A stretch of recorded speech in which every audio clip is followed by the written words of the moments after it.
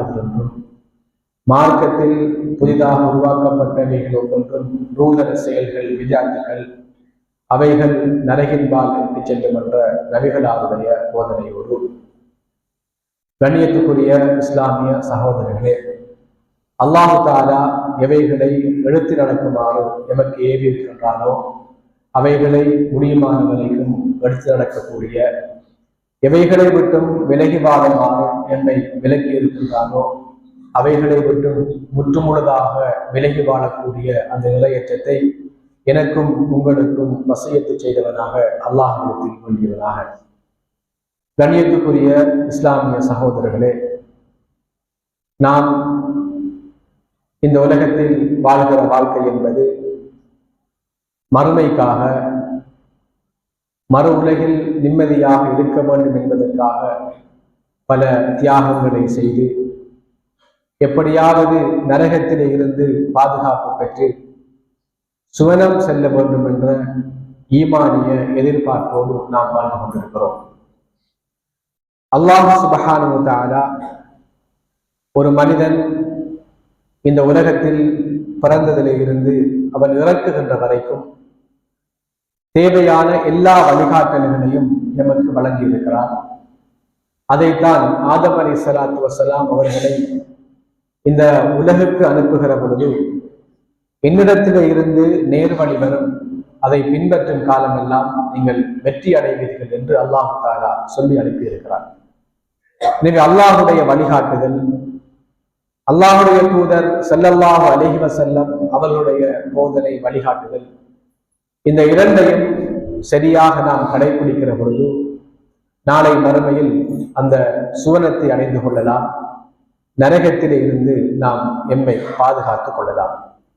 அந்த வகையில் கண்ணியத்துக்குரிய இஸ்லாமிய சகோதரர்களே, நாம் இந்த உலகத்தில் செய்கிற ஒவ்வொரு செயல்களும் நாளை மறுமையில் அணு அணுவாக நிறுக்கப்பட்டு எடை போடப்பட்டு அந்த செயலுடைய எடைக்கு ஏற்ப கூலிகள் வழங்கப்படும் என்ற ஒரு நம்பிக்கையோடு மறுமையை நம்பியவர்களாக நாம் வாழ்ந்து கொண்டிருக்கிறோம்.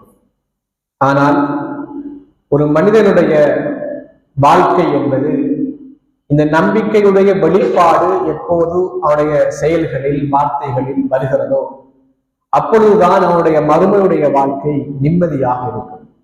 ஈமான் என்பது நாவினால் மொழிந்து உள்ளத்தால் ஏற்றுக்கொண்டு என்னுடைய உடல் உறுப்புகளால் செயற்படுத்துவதுதான் இந்த ஈமானுடைய பூரணமான அம்சம். இந்த பூரணமான ஈமான் எம்மிடத்தில் இல்லை என்றிருந்தால் நாம் நாளை மறுமையில் கை செய்தப்பட வேண்டிய நிலைக்கு தள்ளப்படுவோம். ஏனென்றால் குறைஷி காபிர்களும் அல்லாஹ்வுக்கு இணை வைத்தவர்களும் அல்லாஹ்வை நம்பியிருந்தார்கள்.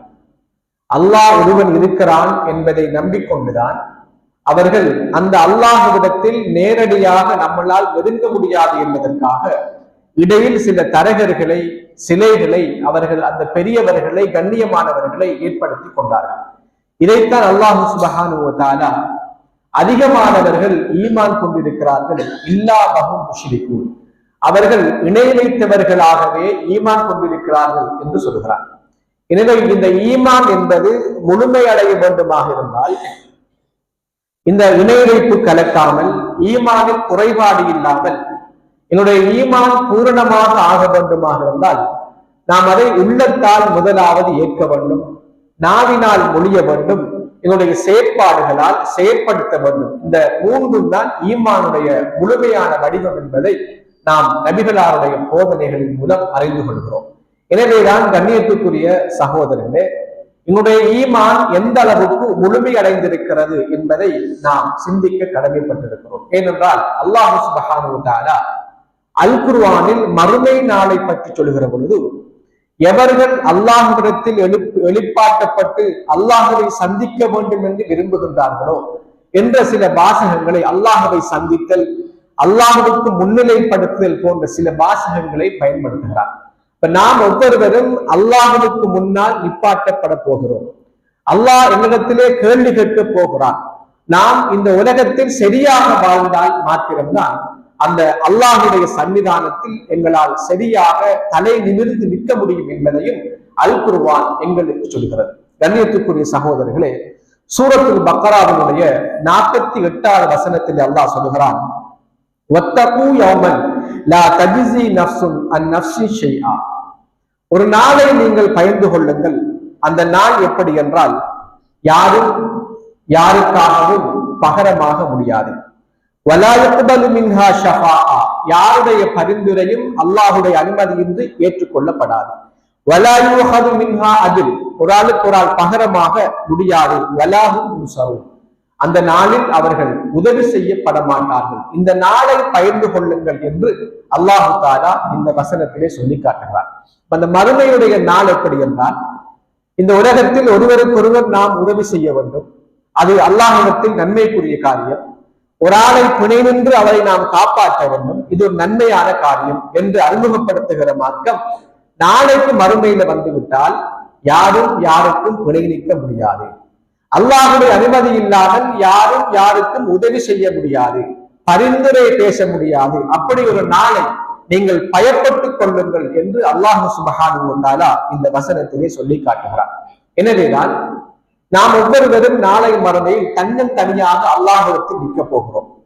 நாளை மறுமையில் நாம் ஒவ்வொருவரும் நிர்வாணமாக சூரியன் ஒரு மைல் தூரத்தில் இருக்கிற நேரத்தில் அந்த மஹ்ஷருடைய மைதானத்தில் அமல துமளிக்கு மத்தியில் அல்லாஹ்வை சந்திக்க போகிறோம் என்ற அந்த உணர்வு உள்ளத்திலே வருமாக இருந்தால் எங்களுடைய செயற்பாடுகளில் மாற்றம் வரும். கண்ணியத்துக்குரிய சகோதரர்களே, ஒரு சிசிடிவி கேமரா இருந்தால் எங்களுடைய செயற்பாட்டுக்கும் எங்களை யாரும் பார்க்கவில்லை என்ற நிலைப்பாட்டுக்கும் இடையில் பாரிய வித்தியாசம் எங்களுக்குள்ளே இருக்கிறது. நாம் அல்லாஹ்வை பயப்படுவோமாக இருந்தால், அந்த ஈமான் முழுமையடையுமாக இருந்தால், நாம் எப்படி ஒரு சிசிடிவி கேமராவுக்கு முன்னால் எங்களுடைய செயற்பாடுகளை நாம் அலங்கரித்துக் கொள்கிறோமோ, எங்களை பாதுகாப்பதற்காக சில ஆயத்தங்களை மேற்கொள்கின்றோமோ, அதே போன்றுதான் எங்களுடைய 24 மணித்தியால செயற்பாடுகளும் அமைந்திருக்க வேண்டும். ஏனென்றால் அல்லாஹு தஆலா எங்களை கண்காணிப்பதற்காக மலக்குமார்கள் நியமித்துக் கொண்டிருக்கிறார். என்னுடைய ஒவ்வொரு செயற்பாடுகளும், ஒவ்வொரு வார்த்தைகளும், சொற்களும், எழுத்துக்களும் பதிவு செய்யப்பட்டுக் கொண்டிருக்கிறது. நாளை மறுமையில் இதெல்லாம் எங்களிடத்திலே காட்டப்படும். எனவே நாம் என்னுடைய ஈமான் எந்த அளவுக்கு முழுமையாக இருக்கிறது, நாம் மறுமையில் அல்லாஹ்வை சந்திக்க போகிறோம். அல்லாஹ் ஒவ்வொரு அணுவணுவாக எங்களுக்கு நாம் செய்த காரியங்களை சொல்லி இவைகள் செய்யப்பட்டது என்று எங்களுக்கு தெளிவுபடுத்த போகிறார். அந்த நாளில் எல்லா பாவிகளும் ஏற்றுக்கொள்வார்கள். அவர்கள் சொன்ன செய்த தவறுகளை மனமுவர்ந்து ஏற்றுக்கொள்வார்கள். இப்படி அல்லாஹு தஆலா அல் குர்ஆனிலே சொல்லி காட்டுகிறார். அதே போன்று அல்லாஹ் சுப்ஹானஹு வ தஆலா சூரத்து ஹூதுடைய 103 தொடக்கம் அந்த வசனத்திலே சொல்லுகிறான், இன்ன ஃபீ ذلك لآية لمن خاف عذاب الآخرة. இந்த அத்தாட்சி ஒன்று இருக்கிறது. இன்ன ஃபீ ذلك لآية, ஒரு படிப்பினை, ஒரு அத்தாட்சி இருக்கிறது. லிமன் خاف عذاب الآخرة, மறுமையுடைய வேதனையை எவர் பயப்படுகிறாரோ அவருக்கு அத்தாட்சி இருக்கிறது. என்ன அத்தாட்சி? யௌமுன் மஜ்மூஉன் லஹுன் நாஸ், அந்த மக்கள் எல்லாம் ஒன்று கூட்டப்படுகிற அந்த நாளில், அந்த விடயத்தில் அந்த அல்லாஹ்வை பயப்படுகின்ற மக்களுக்கு ஒரு படிப்பினை இருக்கிறது. வதாலிக யௌமுன் மஷ்ஹூத், அதுல சாட்சி சொல்லப்படுகின்ற எல்லா அந்த நாள். வமா நுஅഖிருஹு இலா அஜலின் மஅதூத், அந்த பிற்படுத்தப்படாத நாள். அதை போன்ற யௌமுன் யாதி லா தகல்லமு நஃப்சுன் இல்லா பிஇذனிஹி, அல்லாஹ் தஆலா சொல்கிறார், அல்லாஹ்வுடைய அனுமதி இல்லாமல் அந்த நாளிலே யாரும் பேச முடியாது. ஃபமின்ஹும் ஷகிய்யுன் வ ஸஈத், அந்த நாட்களில் அந்த மனிதர்களில் ஸகிய்யும் வெற்றி அடைந்தவர்கள், துர்ப்பாக்கிய நிலை அடைந்தவர்கள், தோல்வி அடைந்தவர்கள், வ ஸஈதும் வெற்றி அடைந்தவர்கள். இந்த இரண்டு சாராராக அல்லாஹ் பிரிப்பான். அல்லாஹ் தஆலா இந்த நாளில் எங்களுக்கு, அதாவது லிமன் ஹாஃப ரப்பி, யாரே அல்லாஹ்வை பயப்படுகின்றானோ அவனுக்கு அத்தாட்சி இருக்கிறது என்று சொல்கிறார். அப்ப அந்த நாளில் என்ன நடக்கும் என்றால், அல்லாஹ் தஆலா ஸகிய்யுன் வ ஸஈதுன், வலது சாரார் என்றும் இடது சாரார் என்றும் இரண்டு வகையாக மக்களை பிரிப்பார். அந்த வலது சாரார் ஸஈதுன், அவர்கள் வெற்றி அடைந்தவர்கள்.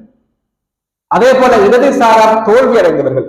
இப்படி சொல்லிவிட்டு அல்லாஹ் சொல்லுகிறான், فَأَمَّا الَّذِينَ شَقُوا فَفِي النَّارِ هُمْ فِيهَا زَفِيرٌ وَزَهِيقٌ وَشَهِيقٌ, அந்த நாளில் எவர்கள் எல்லாம் துப்பாக்கி நிலை அடைந்தார்களோ, தோல்வி அடைந்தார்களோ, அவர்கள் மறுமையில அந்த நரகத்திலே வீசப்படுவார்கள். அந்த நரகத்தில் அவர்கள் தத்தளித்துக் கொண்டு, கழுதை போல அந்த சத்தத்தை இட்டுக்கொண்டு தடுமாறிக்கொண்டு அந்த நரகத்திலே திரிவார்கள். இது ஒரு சாரார். இரண்டாவது சாரார் அல்லாஹ் சொல்லுகிறான்,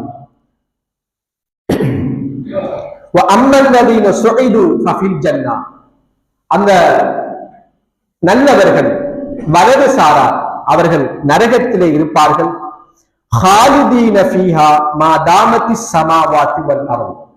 அந்த வானம் பூமி இருக்கிற வரைக்கும் அவர்கள் அந்த சுவர்க்கத்திலே நிலைத்திருப்பார்கள் என்று அல்லாஹு தஆலா சொல்லி காட்டுகிறார்.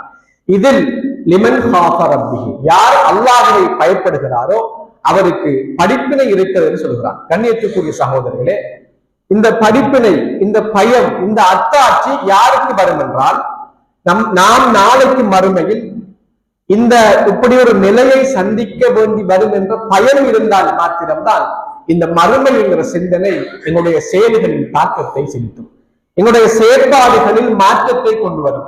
மறுமை என்பதை நாம் பயப்படவில்லை என்றால், அங்கு நரகவாதிகள் சுவர்க்கவாதிகள் பிரிக்கப்படுவார்கள், நரகவாதிகள் அவமானப்படுத்தப்படுவார்கள் என்ற அந்த பயம் எமது உள்ளத்தில் வரவில்லை என்றால் இந்த மறுமையுடைய சிந்தனை மனிதனிடத்தில் மாற்றத்தை கொண்டு வராது என்பதைத்தான் அல்லாஹ் சுப்ஹானஹு வ தஆலா சொல்லிக் கொண்டிருக்கிறார்.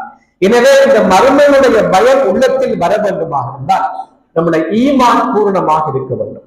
அல்லாஹ்வினுடைய நம்பிக்கை, நான் மறுமையில் அல்லாஹ்வுக்கு முன்னால் நிப்பாட்டப்பட வேண்டும், ஆனால் அந்த கேள்விகளுக்கு விடை சொல்ல வேண்டும் என்ற பயம், அந்த ஈமானிய உணர்வு உள்ளத்தில் வந்தால் மாத்திரம்தான் நாம் நம்முடைய செயற்பாடுகளை மாற்றுவதற்குரிய சந்தர்ப்பம் இருக்கிறது.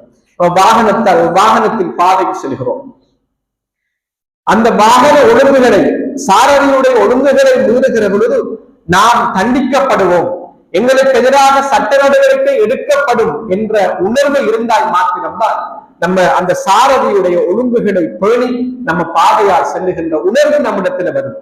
யாரு வந்தாலும் பரவாயில்லை, எது நடந்தாலும் பரவாயில்லை என்ற உணர்வு வருமாக இருந்தால் நம்ம பாதையால போகிற பொழுது அந்த சாரதியுடைய ஒழுங்குகளை பின்பற்றுகின்ற உணர்வு எமக்கு ஏற்படாது. எனவேதான் கண்ணியத்துக்குரிய சகோதரர்களே, நாளை மறுமையில் நம்ம தன்னந்தனியாக, நமக்கு உதவிக்கு யாரும் இல்லாமல், நமக்கு பகரமாக யாரையும் கொடுக்க முடியாமல், நமக்கு சார்பாக அனுமதி இல்லாமல் யாரும் பேச முடியாத, உதவி செய்யப்படாத அந்த நாளில் நான் மறுமையில் நிப்பாட்டப்படுவேன், அல்லாஹ்விடத்தில் பதில் சொல்லியே ஆக வேண்டும் என்ற அந்த பயம், அந்த உணர்வு உள்ளத்தில் இருந்தால் மாத்திரம்தான் எங்களுடைய வாழ்க்கையுடைய செயற்பாடுகளில் மாற்றம் வரும் என்பதை அல் குர்ஆன் தெளிவாக எங்களுக்கு சொல்லி காட்டுகிறது. எனவேதான் கண்ணியத்துக்குரிய சகோதரர்களே, அல்லாஹ் சுப்ஹானஹு வ தஆலா இப்படி மறுமையுடைய நிகழ்வை அடுக்கடுக்காக அல் குர்ஆனிலே கொண்டு வருகிறார். இப்படி வருகிற பொழுது இறுதியாக அந்த சூர் ஊதப்பட்டு மக்கள் எல்லாம் எழுப்பாட்டப்படுவார்கள். எழுப்பாட்டப்பட்டதற்கு பின்னால் சூர் ஊதப்பட்டு, இரண்டாவது சூர் ஊதப்பட்டு எழுப்பாட்ட அந்த நிலையில் காவிரிகள் எல்லாம் திகைத்து போய் நமக்கு ஏற்பட்ட நஷ்டமே என்று கவலையோடு முகம் குப்புற முகத்தை தாழ்த்தி கொண்டிருக்கிற அந்த நிலையில் எவர்கள் அல்லாஹுக்கு கட்டுப்பட்டு வாழ்ந்தார்களோ அவர்கள் அந்த விசாரணை எங்களுக்கு அவசரப்படுத்தப்பட வேண்டும், எங்களுக்கு எங்களுடைய ரிசர்ச் கையில் அவசரமாக கிடைக்க வேண்டும் என்று சந்தோஷத்தோடு அங்கலாய்த்துக் கொண்டிருப்பார்கள். அவர்களுக்கு ஏடுகள் வலது கரத்திலே கொடுக்கப்பட்டால் அதை அவர்கள் காட்டிக்கொண்டு திரிவார்கள்.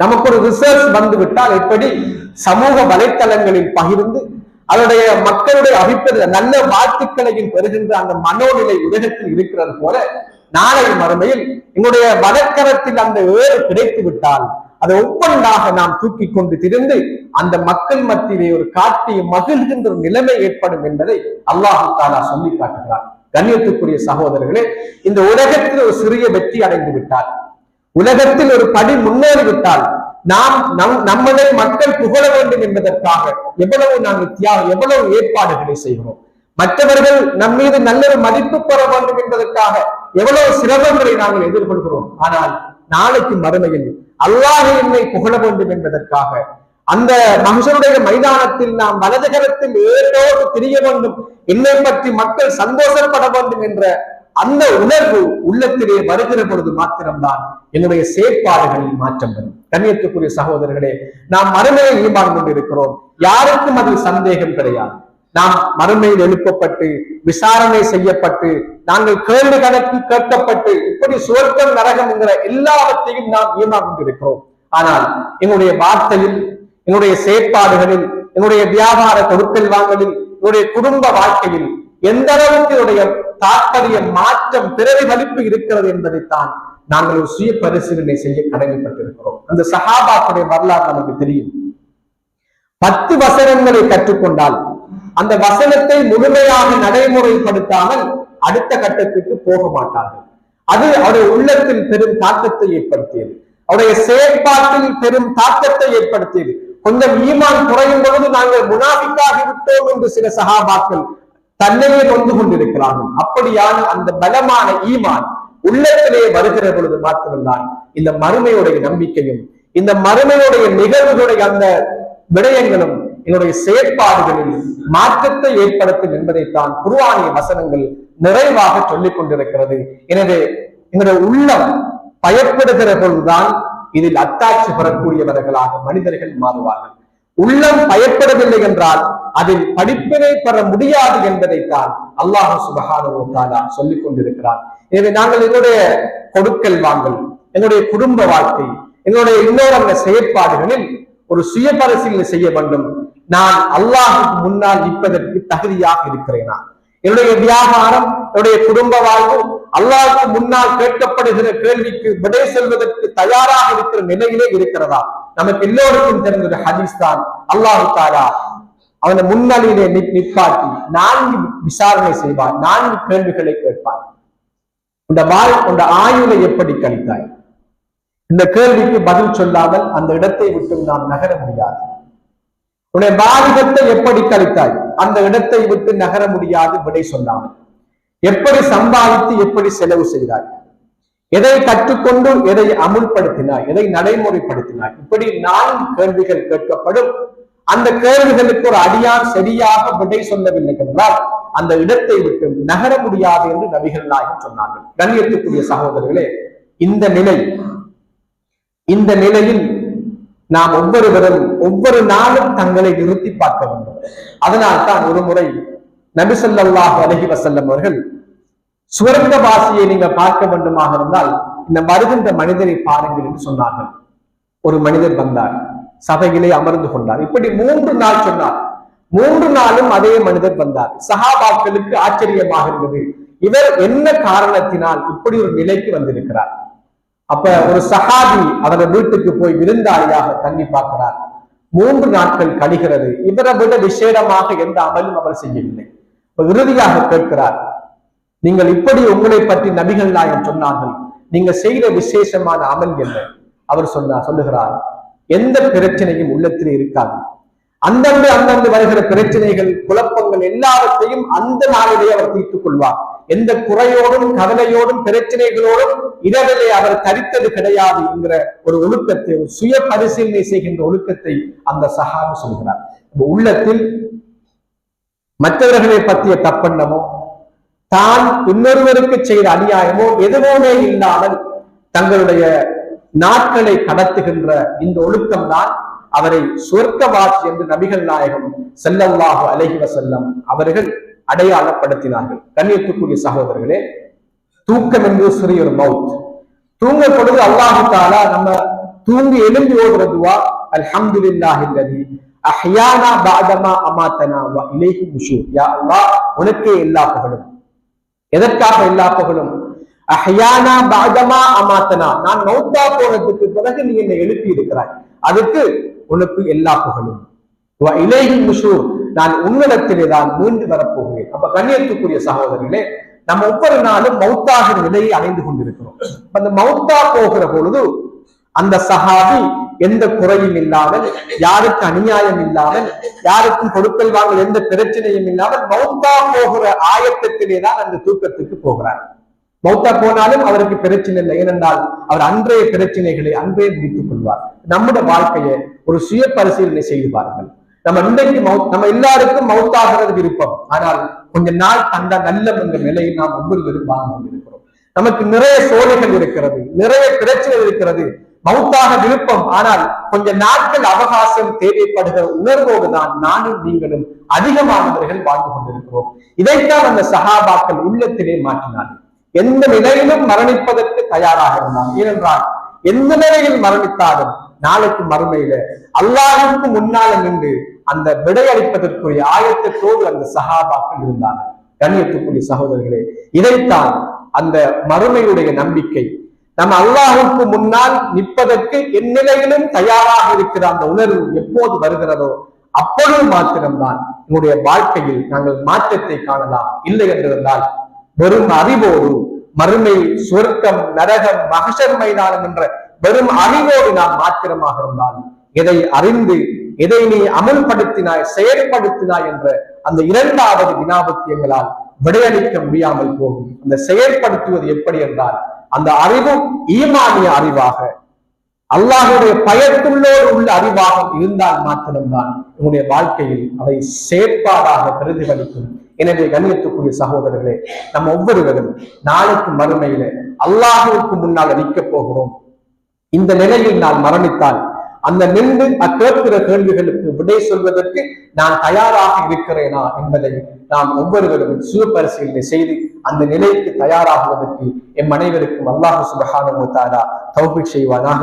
வ ஆகிரு தஅவானா அல்ஹம்துலில்லாஹி ரப்பில் ஆலமீன்.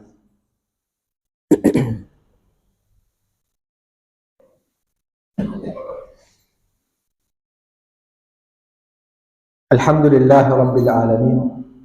والصلاة والسلام على محمد وعلى آله وصحبه أجمعين. أما بعد، قال الله تعالى في القرآن الكريم: أعوذ بالله من الشيطان الرجيم. فإذا جاءت الطامة الكبرى يوم يتذكر الإنسان ما سعى وبرزت الجحيم لمن يرى.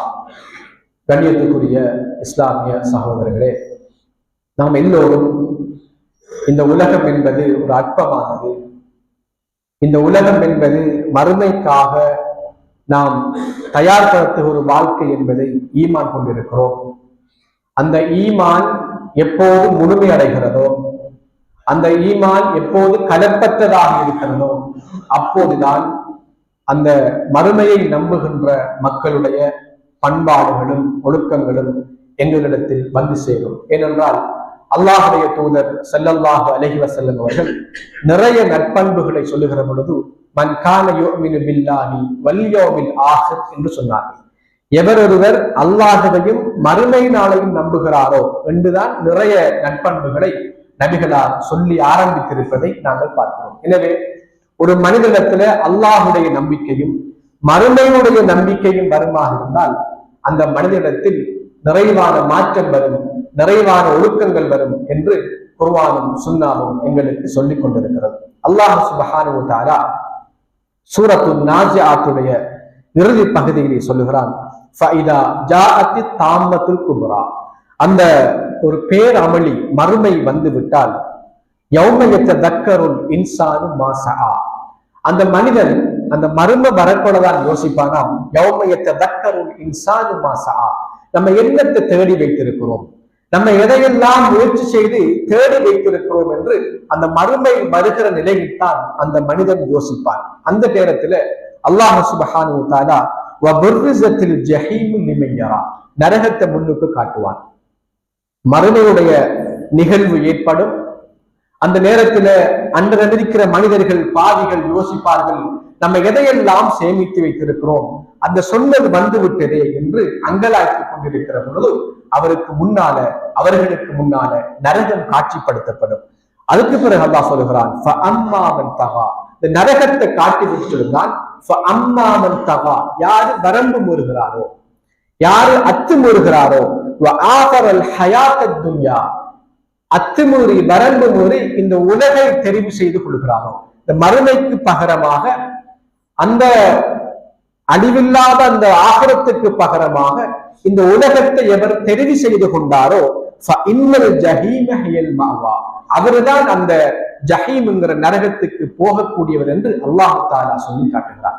கண்ணியத்துக்குரிய சகோதரர்களே, இந்த மறுமை நம்பிக்கை என்பது இப்படி மனிதனிடத்தில் வரம்பு மீறுதல், அந்த மறுமை நம்பிக்கை ஏற்பட்டால் அந்த வரம்பு மீறுதல் வராது. அதே போல ஒரு மறுமையுடைய நம்பிக்கை உள்ளத்திலே வருமாக இருந்தால் அந்த மனிதன் மறுமையை விட இந்த உலகத்தை தெரிவு செய்ய மாட்டான். எனவேதான் அல்லாஹு தஆலா சொல்லுகிறான், இந்த நரகம் யாருக்கு கிடைக்கும் என்றால் வரம்பு மீறி அல்லாஹ்வுடைய ஹலால் ஹராம்களை சட்டதிட்டங்களை எல்லாம் மீறி எவர் வாழுகிறாரோ, அப்படி சட்டதிட்டத்தை மீறத்துக்கு மிக முக்கியமான காரணம் மனோ இச்சையை பின்பற்றுவது.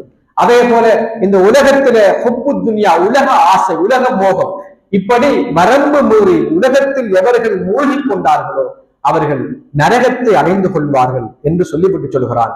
அம்மாமன் ஹாஃப மகாம ரப்பிஹி, அல்லாஹ்விடத்தில் நாம் போய் நிற்க வேண்டும் என்று எவர் பயப்படுகிறாரோ, வனஹன் நஃப்ஸ அனில் ஹவா, அவர் உள்ளத்தை எவர் அந்த மனோச்சையிலிருந்து தன்னை பாதுகாத்துக் கொள்கிறாரோ. கண்ணியத்துக்குரிய சகோதரர்களே, அல்லாஹ்விடத்தில் நாம் நிற்க வேண்டும் என்ற உணர்வு பயம் வர வந்தால் அந்த மனிதன் மனோ இச்சைக்கு கட்டுப்பட மாட்டான்.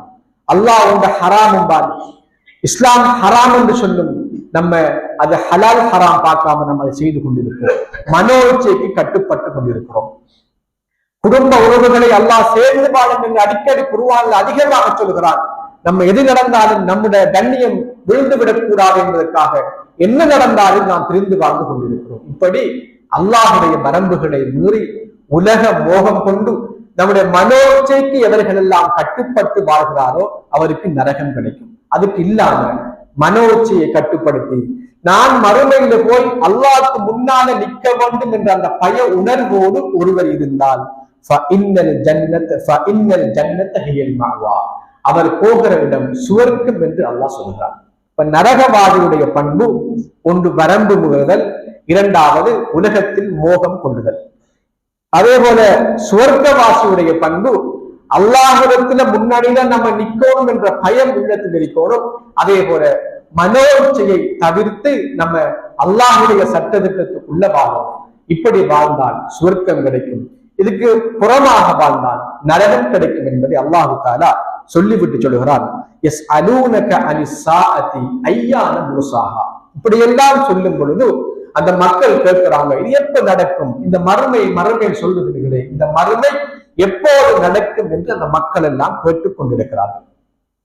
அப்ப அல்லாஹு தஆலா நபிக்கு சொல்லுகிறான், ஃபீம அன்த மின் திக்ராஹா, நீங்கள் இந்த நேரத்தை பற்றி சொல்வதற்கு என்ன இருக்கிறது?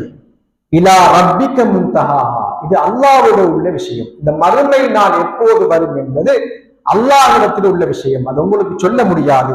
இன்னமா அந்த முந்திருமை யஹ்ஷாஹா, நீங்க இந்த மறுமையை பற்றி அச்சமூட்டி எச்சரிக்கை செய்த ஆள் என்று அல்லாஹு தஆலா நபிகளாரை பார்த்து சொல்லிவிட்டு இறுதியாக சொல்கிறார், கஅன்னஹும் யௌம யரவுனஹா லம் யல்பஸு இல்லா அஷியத்தன் அவ் துஹாஹா.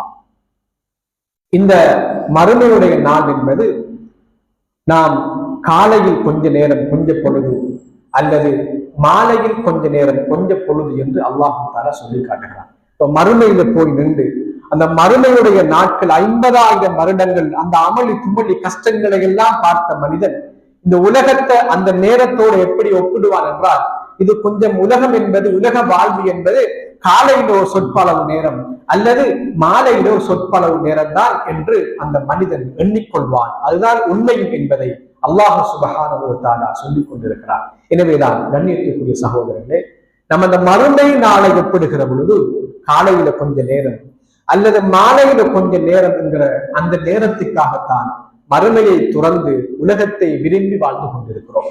மறுமைக்கு முக்கியத்துவம் கொடுக்காமல் இந்த உலகத்துக்கு அதீத முக்கியத்துவம் கொடுத்து வாழ்ந்து கொண்டிருக்கிறோம். அப்படி வாழ்ந்தால் அவர்கள் செல்லுகின்ற இடம் நரகம் என்பதை அல்லாஹு தஆலா இந்த வசனத்திலே தெளிவாக சொல்லி காட்டுகிறான்.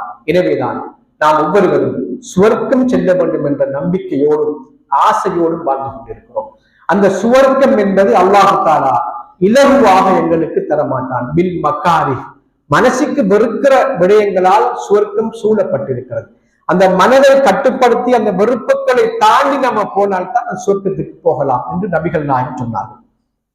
ஆனால் நரகம் அப்படி அல்ல. விஷஹவாத், உள்ளம் ஆசைப்படுகிற விடயங்கள் எல்லாம் சூழ்ந்திருக்கிறது. நம்ம ஆசைப்பட்டு அவைகளை செய்கிற பொழுது நம்ம சுவர்க்கத்துக்கு போறதுக்கு பதிலாக அப்படியான மனிதர்கள் நரகத்துக்கு போய் சேர்வார்கள் என்பதைத்தான் இஸ்லாம் எங்களுக்கு சொல்லி காட்டுகிறது. எனவே நம்முடைய வாழ்க்கையில இன்பங்கள் என்பது அது சொற்ப நேரம் நம்ம அனுபவிக்கக்கூடிய விடயங்கள். எந்த பாவமாக இருந்தாலும் எந்த இன்பமாக இருந்தாலும் அது தற்காலிகமானது. ஆனால் மறுமையுடைய இன்பம் தான் நிரந்தரமானது. அதனால் தான் நபிகள் நாயகம் சொன்னார்கள், சுவர்க்கம் என்பது அதாவது மனது வெறுக்கிற விரியங்களால் சூழப்பட்டிருக்கிறது. அந்த வெறுப்புகளை எல்லாம் பொறுமையோடு தாண்டி போனால் மாத்திரம்தான் அந்த சொர்க்கத்துக்கு நாங்கள் போகலாம். அல்லது இந்த நரகம் என்பது உள்ளம் ஆசைப்படுகிற பாவங்களால் சிற்றின்பங்களால் சூழ்ந்து கொண்டிருக்கிறது. நம் அவைகளை அடைந்து அடைந்து போக போக அங்க போய் சேருகிற இடம் நரகம் என்பதைத்தான் அல்லாஹுடைய தூதர் ஸல்லல்லாஹு அலைஹி வஸல்லம் சொன்னார்கள். எனவே கண்ணியத்துக்குரிய சகோதரர்களே, மறுமை என்பது நிச்சயமானது. அல்லாஹு தஆலா எங்களை எழுப்ப போகிறான். அவனுக்கு முன்னால நம்ம போய் நிற்க வேண்டும் என்ற உணர்வு உள்ளத்திலே வர வேண்டும். அந்த பயம் உள்ளத்திலே வர வேண்டும். அப்படி வந்தால்தான் இந்த எல்லா செய்தியிலும் படிப்பினை இருக்கிறது என்று சொல்கிறார். நம்ம ஒரு அதிகாரிக்கு முன்னால போய் இதை செய்து காட்ட வேண்டும் அல்லது இதை ஒப்படைக்க வேண்டும் என்ற ஒரு மனநிலை இருந்தால் என்னுடைய ஆடை எப்படி இருக்கும்?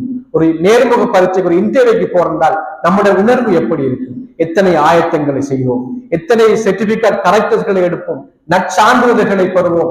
உடுப்பு இல்லாதையும் வாடகைக்குதான் உடுப்பு வாங்கி உடுப்பு கொடுத்து முன்னால போய் சரியா நிக்கணும், நம்ம சரியா செஞ்சிடணும், அதிக புள்ளிகளை பெறணும் என்ற உணர்வோடு தான் நம்ம எல்லாரும் இருக்கிறோம். எத்தனை நேர்முக பரீட்சைகளை சந்தித்திருப்போம். கண்ணியத்துக்குரிய சகோதரர்களே, இது உலகத்துல நம்ம ஒரு மனுஷனுக்கு முன்னால ஒரு குழுவுக்கு முன்னால செய்கிற நேர்முக பரீட்சை ஒரு முன்வைப்பு. ஆனால் நாளைக்கு மறுமையில நம்முடைய எல்லாம் முன்னால காட்டப்படும். நம்ம ஒப்புக்கொள்வதை தவிர வேற எந்த சந்தர்ப்பமும் அங்கு இருக்காது. மனிதன் விரும்பினாலும் மறக்க முடியாது. எல்லாம் முன்னிலையிலே கொண்டு போய் காட்டப்படும். கண்ணியத்துக்குரிய சகோதரர்களே, அங்கு என்னுடைய நன்மை தீமைகள் நிறுக்கப்பட்டு இடை போடப்படும். இப்படி ஒரு மிக பெரும் ஒரு நேர்முக பரீட்சையை நம்ம மறுமையில சந்திக்க போகிறோம். படைச்ச ரப்புக்கு முன்னால நின்று விடை சொல்ல போகிறோம். அப்ப நம்ம எவ்வளவு ஆயத்தத்தை செய்ய வேண்டும்? இந்த உலகத்தில சின்ன ஒரு வேலைக்காக வேண்டி எவ்வளவு ஆயத்தத்தை நம்ம செய்கிறோம்.